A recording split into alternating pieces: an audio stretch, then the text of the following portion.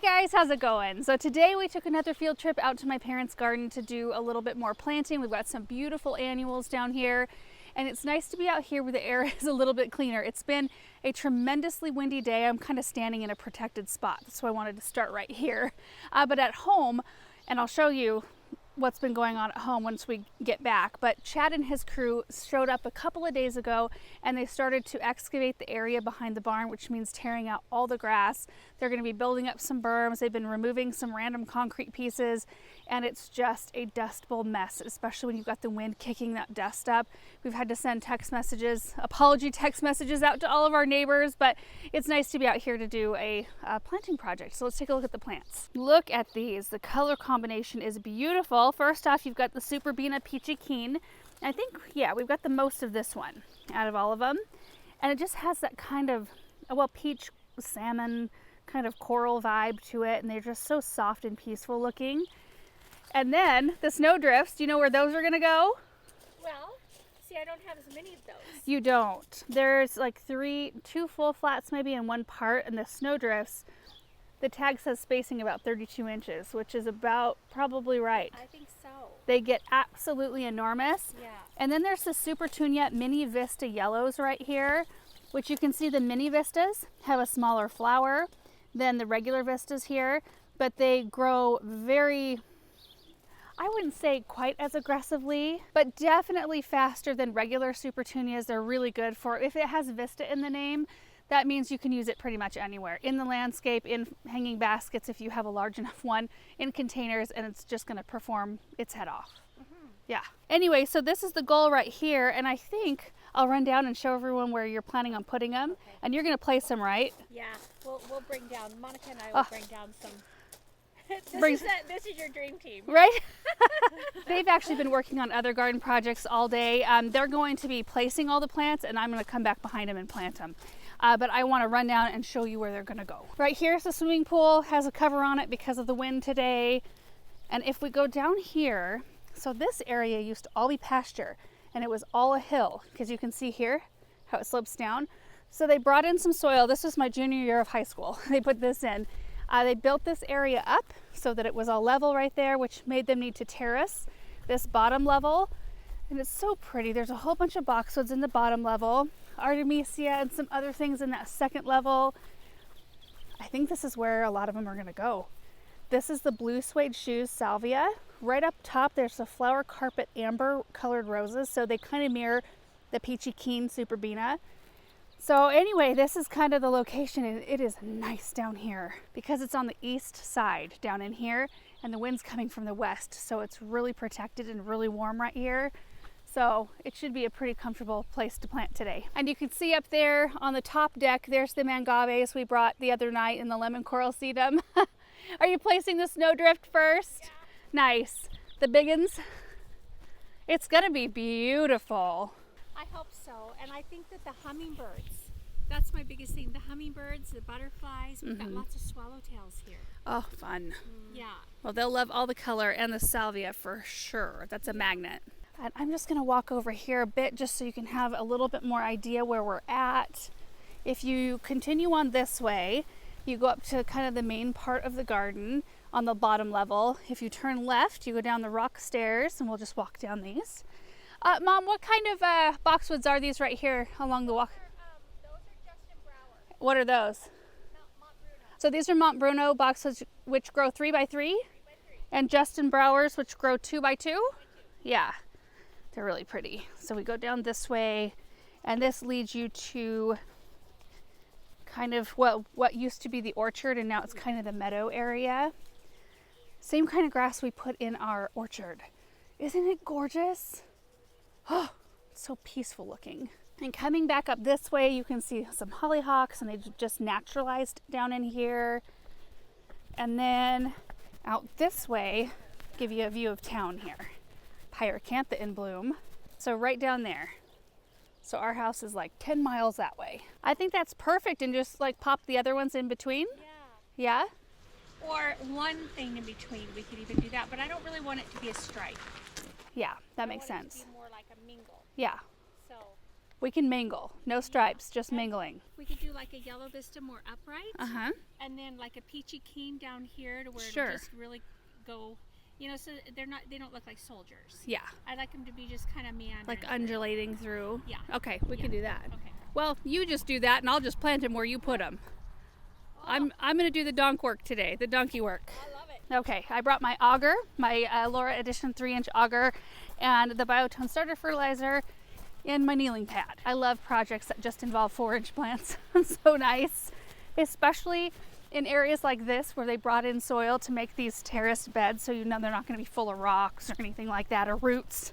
Well, maybe roots, maybe. Look at these iris. I think we looked at these the other day when we were out here. They're so gorgeous. These are so fluffy.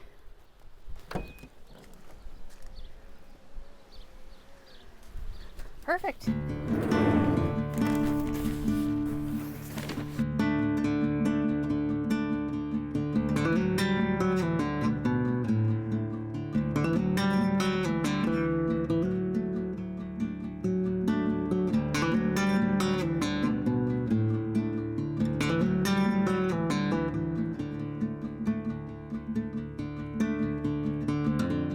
Okay, little preview before we start planting. So it kind of goes every other.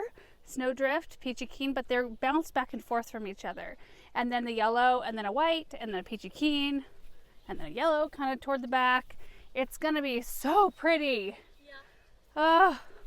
Especially, you know, mixing those colors in with the blue right here. And then you'll keep your like tidy formality right here, which will be really nice too.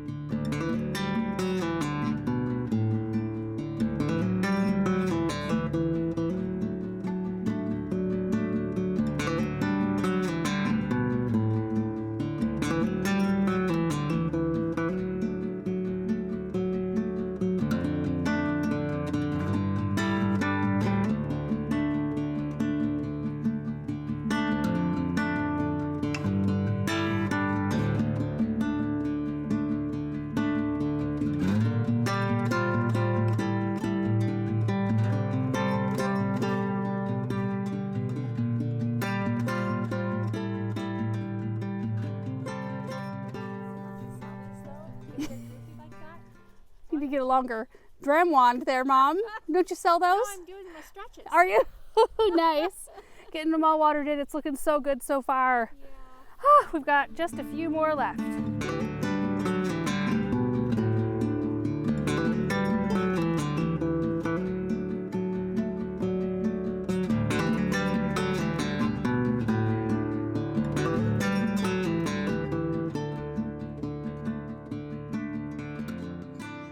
Okay, so that's bed number 1 done. Do you want to repeat that one right up here?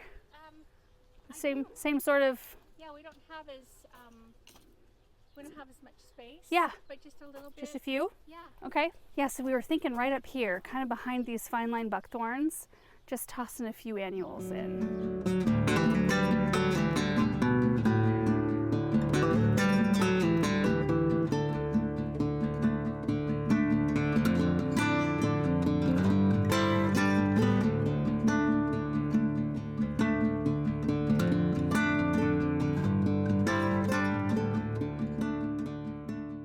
And here's the second area. So we've got a lot of the Super Beta Peachy Keen and then a few of the Snowdrift Supertunias. Mom was saying that she's got yellow echinaceas in here already, so we skipped the Mini Vista Yellow, but it'll be nice to see some of that same color over here, you know, kind of drawn from the other side. And then I think she's got one other place where she would like to repeat this same combination. And this is where they're going. So this is an old fountain that doesn't work anymore. The bowl's all cracked. In fact, you can see where that big crack is down the side, and I think it's cracked in more than one spot, but it makes for an excellent planter. So they've already gone in with the Blue Suede Shoes Salvia here. So we're just gonna repeat the same flowers right around the base. And if we rotate this way, you can see the grapes. Here comes Mom with the plants, and the raised bed vegetable garden this way. It'll be pretty to have it right here. I think so. Yeah.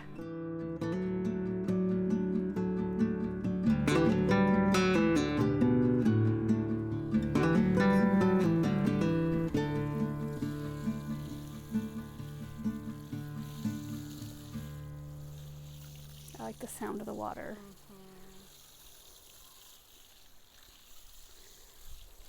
also like your footwear. Those are nice.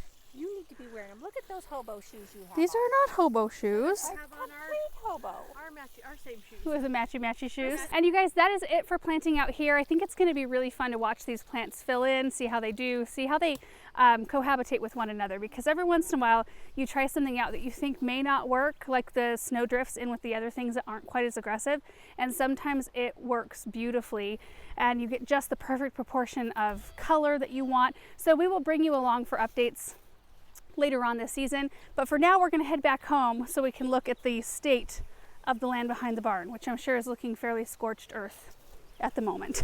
Opposite of out here. I'll just stay out here for the rest of the day, let Erin deal with all the dust. We'd love to have you stay. Just arrived back home and the wind has died down. I feel like I played the weather perfectly today. Run out to my parents' house and garden out there in a protected spot while it's blowing real hard, and come back to this. Although I did notice that they brought a water truck in because I was just chatting with Paul and he said it was getting really bad, really dusty around here. So they came and they kind of moistened everything up, wet it all down. But just as point of reference, there's the Hartley and the pond. We're standing next to the barn, and this is the grass area. There's a basketball court over there and the kids' play area, and they're actually like excavating and pushing everything down the hill, which is perfect because they said it was going to take quite a long time to get all the sod trucked out of here. And we happen to have a white top issue, which is I think it's like a Class B invasive weed in the state of Oregon. It's a pretty invasive one. And so we were looking at our options, like should we get some goats in here or pigs? I didn't really want to spray it out, but they're just taking care of all of it right now, pushing stuff all over the top of it and smothering it out. So right over here is where we can start. They're still gonna come in here and get this all smoothed out, but there was a piece of concrete around this wellhead right here. We had electricity run. All of this will be gone actually. That whole box will be put down closer to the ground, and we're gonna build a little insulated well house around this whole thing. This whole berm right here is going to be built up, and it's gonna go the length of the fence about down to where that tree is. And this right here is just all being, well, the sod's being torn out first, and then they're going to take the grader through and they're going to smooth everything out. And after that, we will have Pedro and his crew come in. They're going to trench some frost-free lines from this well over to where we're going to put the high tunnels, which is by that barn over there, and then also in a few other key areas where we think we may need the water access. And then we will have Burke Electric come back out and run some electricity so we have access around for that as well. I wanted to take a look down this hill because I haven't seen it. I see their machines go down, like the skid steer goes down the hill and then I see it resurfacing coming back up. I would be so afraid to drive down this hill. Oh my goodness. There he comes, coming right back up. Oh my goodness. Yeah, this whole hillside. We might have to do a little eradication right there along the fence line of the white top, but everything else is just being smothered out. So this whole process is kind of what we went through in the south garden. You know, it was a raw pasture out there, and this wasn't raw. There was water lines and things like that already in place, but all of those got cut because they belonged to our neighbor's house. So we cut all those lines, abandoned those. He's still using part of that system. We just capped all the lines.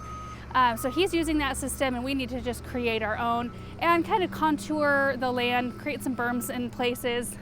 It's using the road grader right now to get some of the sod up. Let's see if we can get close. It's gonna go right through the area here where that concrete pad was. Now look at that.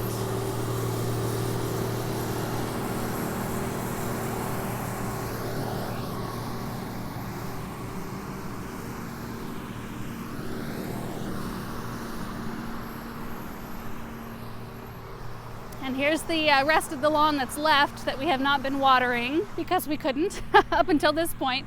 We didn't have access to that well yet. So anyway, we're getting everything all worked out. But I wanted to show you this area too, near the basketball court, where there was a little thing of concrete where they used to have a dog kennel, and there was a little grate that caught water right here. So there was that piece of concrete. They got rid of all of the concrete and stuff the very first day. So that ran from here all the way over. Yeah, that was just a little drain for that concrete area. They're gonna be smoothing all of this out. And then over here by the barn, there were those little outside kind of runs. I don't know what they call them, you know, outside the little stalls inside the barn. And these were the fences around the stalls over here. We removed those because we're going to be doing a big evergreen border here, and Bethany's taking these home. So that's it, you guys. I just wanted to show you where we were at with this. I don't think we've had a camera out for most of it. We thought we would just kind of update you as they progress with this space. It's going to be interesting. I feel like we have a better idea of how things need to be scheduled and the order of things, and I don't think that this section out here is going to take us quite as long as the South Garden did, just because we know the lineup and we've already talked to everybody that's going to be helping us out with different stages of the project. So I'm hoping by the end of this season, at least maybe even in a couple of months, we may even have a new lawn started out here. We'll have the beginnings of our border around the exterior with evergreens and deciduous trees. So I hope it comes along just a little bit faster, just so we can eliminate the whole dust bowl thing, because the South Garden, like where the big lawn is, that was a dust bowl for a long time before we finally got everything worked out for that space. So we're hoping that doesn't happen this time. Anyway, kind of a stark difference back here versus what you just saw at my parents' house. But this is what happens when you're taking a raw or a blank slate piece of ground and you're wanting to create something. Sometimes you have to make it almost worse before it gets better. So anyway, thank you guys so much for watching today's video. I hope you enjoyed it. I'm gonna step in the shade. And we will see you in the next one.